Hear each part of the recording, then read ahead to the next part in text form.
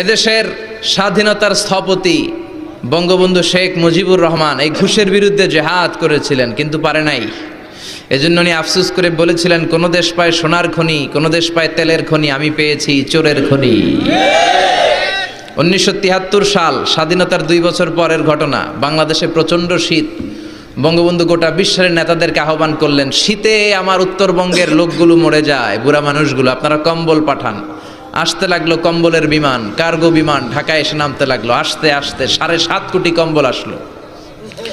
বঙ্গবন্ধু আফসোস করে বললেন, 7.5 কোটি বাঙালি, 7.5 কোটি কম্বল, আমার কম্বল কই? নিজেই কম্বল পায় নাই। আহা! উনি থাকতেন ধানমন্ডির 32 নম্বর বাসায়। ওনার গ্রাম থেকে ওনার এক ভক্ত ফরমালিন মুক্ত কিছু ফল আর সবজি নিয়ে এসেছে ধানমন্ডির 32 নম্বর বাসায়, বঙ্গবন্ধুরে খাওয়াবে, কিন্তু দারোয়ান ঢুকতে দেয় না। ধানমন্ডির মতো এলাকা, দারোয়ানদেরও আলাদা পাওয়ার, ঠিক কিনা?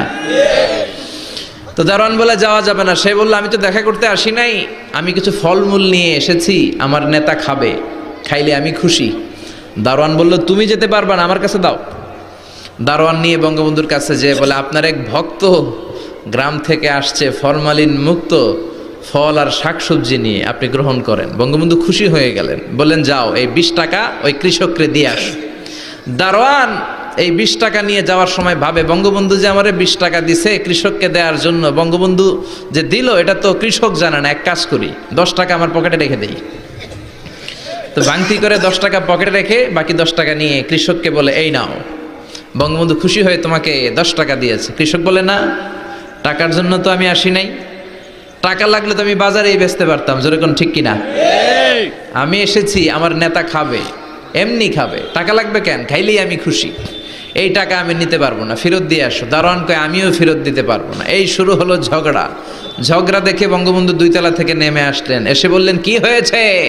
কৃষক বলে, আমার প্রিয় নেতা, আপনি ফল খাবেন এমনি, টাকা দিলেন কেন? টাকা লাগলে তো বাজারেই বেচতাম, এই টাকা আপনি ফেরত নেন, এই নেন আপনার 10 টাকা। বঙ্গবন্ধু কয়, 10 টাকা? আমি তো দিছি 20 টাকা।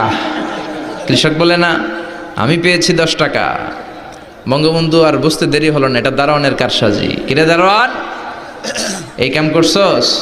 দারোয়ানের মুখ দিয়ে কোনো কথা নাই। বঙ্গবন্ধু বুঝে ফেললেন আর আফসোস করে বললেন, যেই দেশে 20 টাকার নোট 2 তলা থেকে 1 তলায় নামতে নামতে 10 টাকা হয়ে যায়, ওই দেশে আর কিছু থামানো গেলেও দুর্নীতির লাগাম ধরে টান দেয়া যাবে না। চিল্লা এখন, ঠিক কিনা?